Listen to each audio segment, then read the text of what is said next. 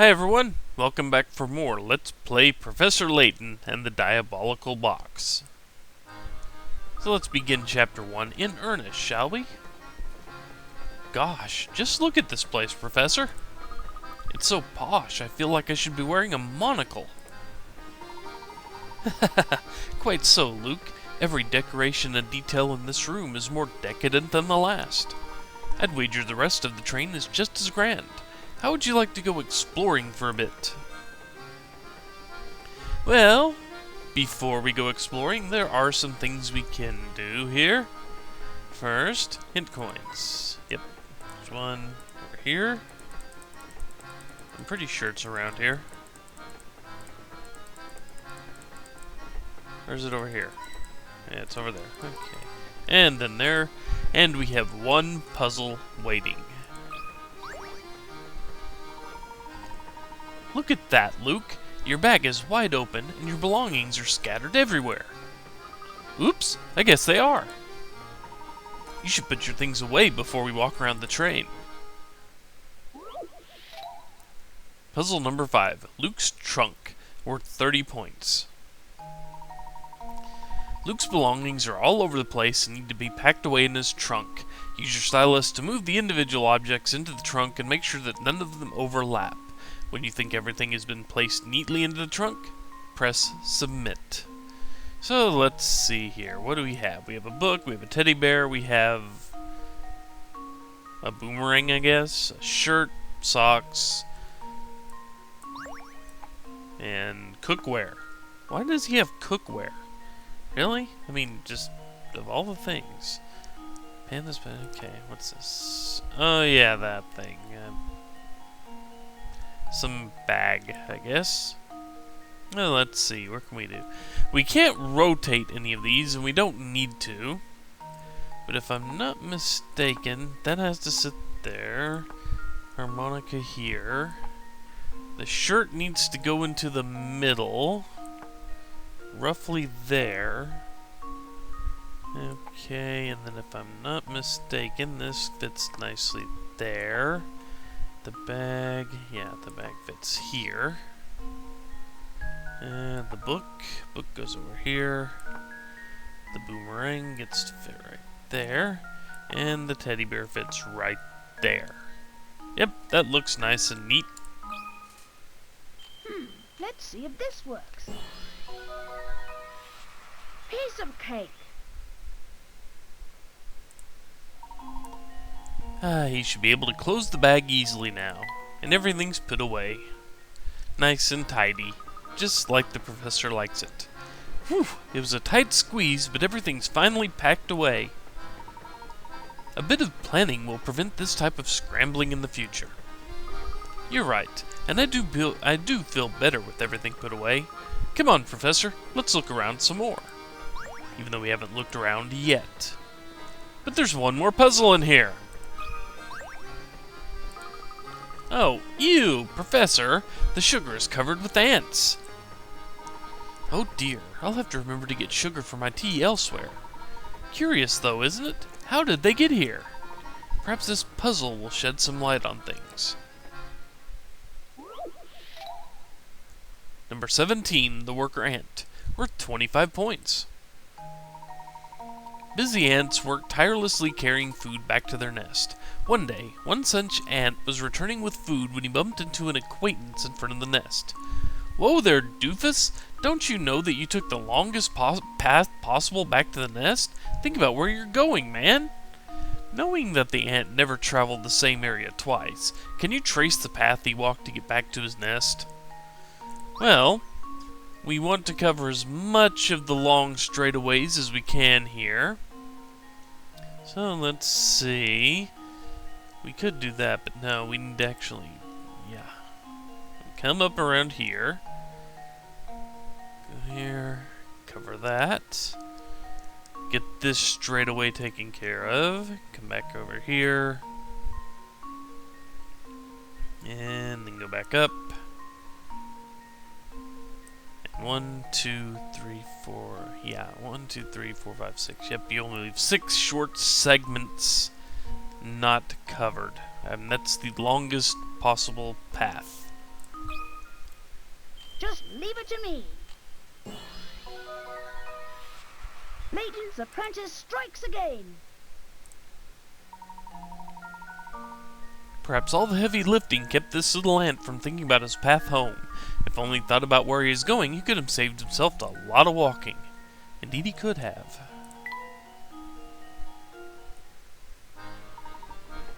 You got it, my boy.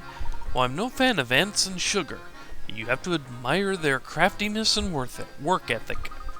Maybe they're working so hard because the sugar on the Momentary Express is extra fancy. Perhaps. I must admit, it is a compelling motive. So that is now taken care of. And we are finished in here. So there's only one place we can go, and that's out to the hall. Remember, Luke, we're here to find the Elysian box, so don't get sidetracked. You don't have to tell me twice. Now why don't we start our search by investigating the train? The professor and Luke decide to explore the Momentary Express. Let's see. We got some more hint coins here. One's here. Yep. And let's see, one of these. Yep. There we go. That should be all the hint coins in here. We need to talk to you. I hear the rooms in the front of the train are so super fancy that the doorknobs are made of gold. But no one's allowed in except for really rich people. So, misters, are you really rich? Because if you are, you can go see the super duper fancy rooms. Super duper fancy rooms, eh? That none of the extremely wealthy can enter. If our young friend is correctly informed, there must be a set of deluxe rooms in the next car. Wow, I'd sure like to see those. I bet they're utterly fantastic. Maybe, but you have a puzzle for me. I'm going to my grandma's. Where are you two going? We're actually out looking for something, dear. Sadly, we don't know where it is. Until we find a clue to point us in the right direction, we'll simply have to continue looking. Ooh, that sounds like lots of work. Here, I'll tell you a puzzle to take your mind off that stuff. Number 24, a strip of paper, worth 10 points. After trying to fold a strip of paper in half, you notice that one side of the folded strip is 1 inch longer than the other. Determined to get it right, you fold the strip again, only to discover that now the other end of the folded strip is 1 inch longer than the other. Now that you've made 2 folds along the strip, figure out what the distance between the 2 folds is when expressed in tenths of an inch. Well,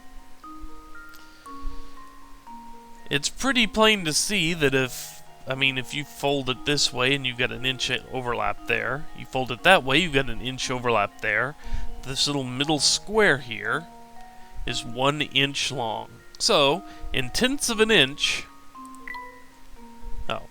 here we go. To write an answer, much like we did last time, we'll have an input to deal with. Just like we had to scribble all over the screen last time. We had to, my poor writing on screen. Only this time we don't have to put one number in after the other. We actually have hundreds, tens, ones, and thousands columns to put numbers in, instead of having to sit there and fuss with the whole problem. Instead of having to fuss with the whole, put the 3 in and the 1 really fast or something like that. It also allows you to make 4s that actually look like 4s instead of, misshapen H's or 7s or something. And you'll see what I mean in a second. So, since we know this needs to be 10 tenths of an inch because that's 1 inch wide, we can put a 0 here. We can put a 1 here, and we can put a 0 here. Now, notice how these didn't disappear? If I wanted to, I could change that to a 4. Much better than last time, don't you think? And I'm not sure if I actually need to put the 0 there. Hopefully I don't. Hopefully doesn't really matter too much as long as I've got 10. This should do the trick. Okay, there we go. Ha! Wonderful. Easy enough.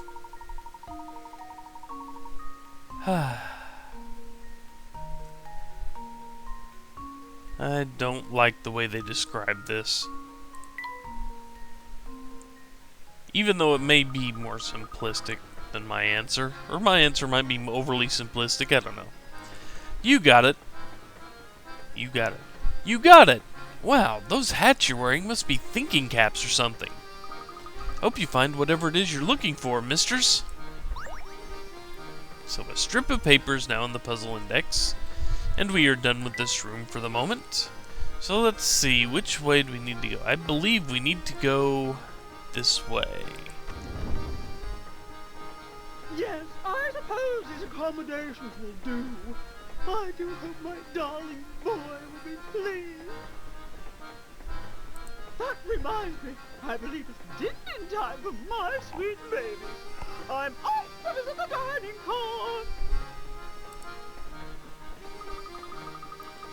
Gosh, that lady was just the type I'd expect to see on the Momentary Express. Talk about rich and fancy. Quite.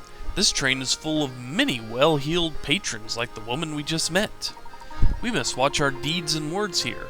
A formal setting demands formal manners, wouldn't you say? Absolutely, Professor. Yeah, we're in the right place. Okay, let's see. There's one. And let's see. I know it's around here somewhere.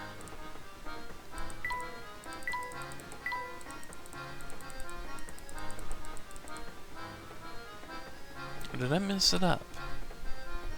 No, it's over here, isn't it? Oh, come on, where is it? There it is. Bingo. I knew it was somewhere on... I thought it was over here. I need to check my notes later. Oh well. Let's get in here now. And let's see. Another hint coin there. And over here.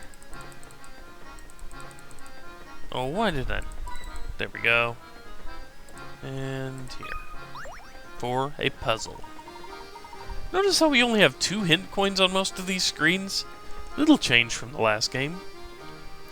Just look at the craftsmanship on this picture, Luke. I'm almost certain it was hand-blown. Who knew that something as ordinary as a picture could be so fancy? What could be more relaxing than sitting in your suite with a cold beverage and watching the sunset?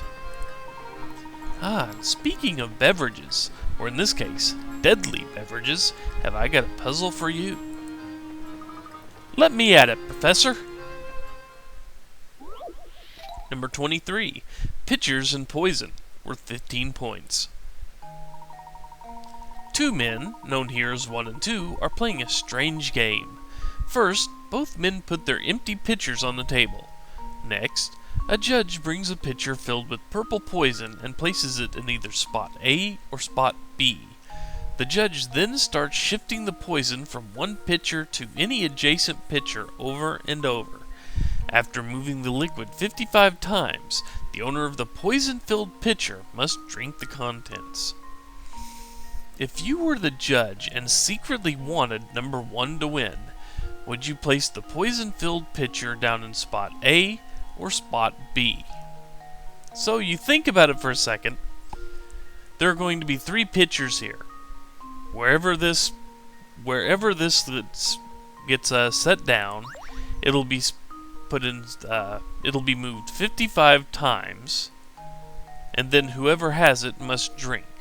Well, let's see. If we put it here, 1, 2, 3, 4, 5, 6, 7, 8. That means this. If we put the pitcher over here, that means number 2 would hit every odd numbered count. 1, 2, 3, 4, 5, and number 1 would hit every even numbered count. If you put it over here, it'd be the exact opposite. If you put it in slot A, number 1 hits all the odd numbered counts, and number 2 hits all the even. So if you want number 1 to win, You want number 2 to get all the odd numbered counts. Hopefully that makes sense. The answer is B. Here goes.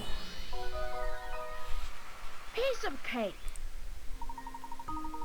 Yep. And this basically says it. It changes pitchers 55 times, which is an odd number of pours. Regardless of where you set down the pitcher, whichever pitcher sits in the middle of the 3 will always contain the poison after an odd number of pours. Hopefully that makes sense for you. Excellent work. Now let's press on. We mustn't stand around all day. And that marks this as an excellent stopping point. So, when we return, we continue to explore the train. See you then, folks. Bye.